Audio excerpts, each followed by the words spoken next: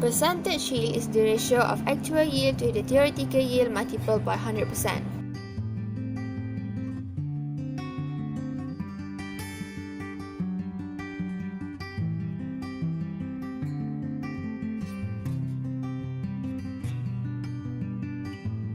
First, we need to write balance equation.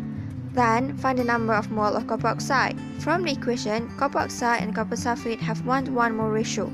Using the number of mole of copper sulfate, find the mass of copper sulfate that being produced. Lastly, by using percentage yield formula, substitute the actual yield and the theoretical yield and multiply by 100%. Then, we got our percentage yield.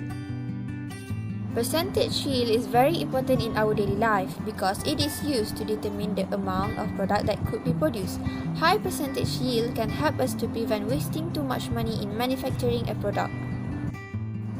We can apply the use of percentage yield in food making, pharmaceutical industry, to produce paint and manufacturing industry.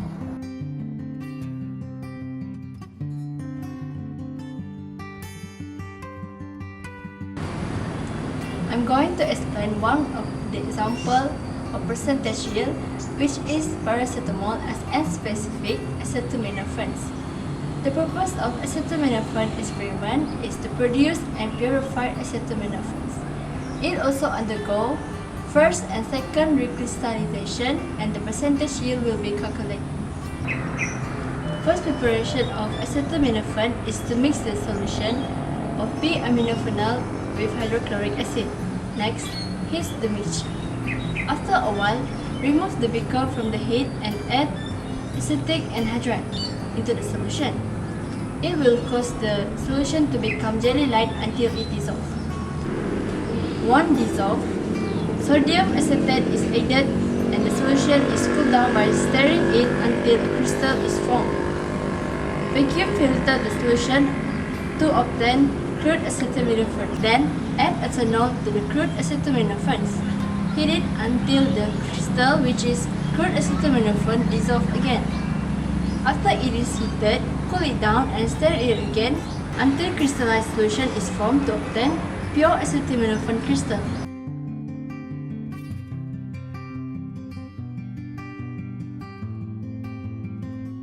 To calculate the percentage yield from an experiment, the theoretical yield must be calculated by finding the limiting reactant and then calculating its theoretical yield if the experiment was performed with 100% efficiency. For example, when p-aminophenol reacts with acetic anhydride, it will produce acetaminophen, which is our desired product, and acetic acid.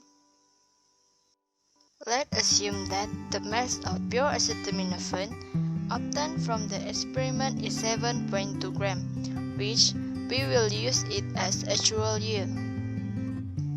From the equation, let's assume that the mass of p-aminophenol is 6 gram and acetic anhydride is 6.5 gram. To find the limiting reactant, first calculate the number of mole of p-aminophenol. From that, we can find the number of mole for acetaminophen because they have 1:1 mole ratio. Then, calculate the number of mole of acetic anhydride. We can gain the number of mole of acetaminophen because they also have 1:1 mole ratio. To determine the limiting reactant, compare the number of mole of acetaminophen from both of the calculation. Then, we can calculate the mass of acetaminophen, which will be the theoretical yield. Lastly, we can calculate the percentage yield by using the formula.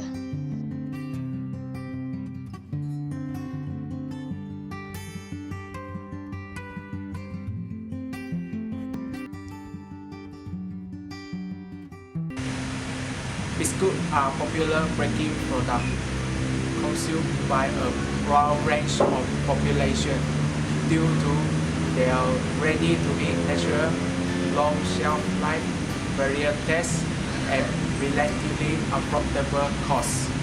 The percentage yield can be used in biscuit production. For example, mandarin peel biscuit. The percentage yield or moisture of mandarin peel biscuit mixed with mandarin peel is 31.33%. The percentage yield of mandarin peel biscuit mixed with mandarin peel powder is 22.97%. This is because mandarin peel contains high ash, crude fat, and crude fiber content respectively. The percentage yield of moisture of mandarin peel biscuit mixed with mandarin peel is higher than mixed with mandarin peel powder. Because the moisture of mandarin peel powder was reduced by drying from fresh mandarin peel. But the taste of mandarin peel biscuit mixed with mandarin peel powder is greater than mixed with mandarin peel.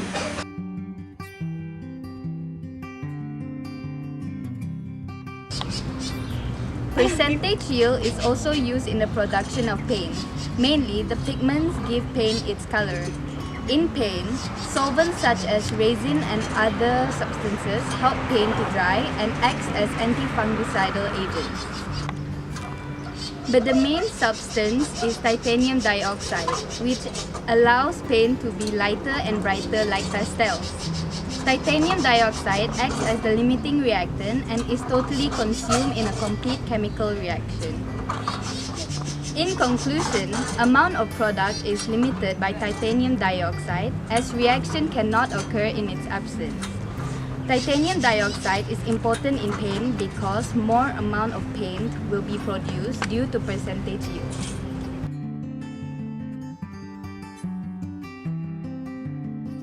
The ideal type of percentage yield is above 90%, while the poor one is less than 90%.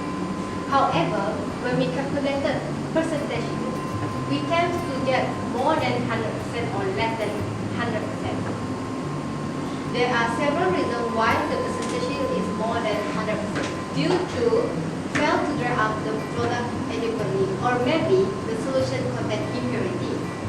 If the percentage yield is less than 100%, it might be due to 2 or more reactions occurs, or maybe the reaction must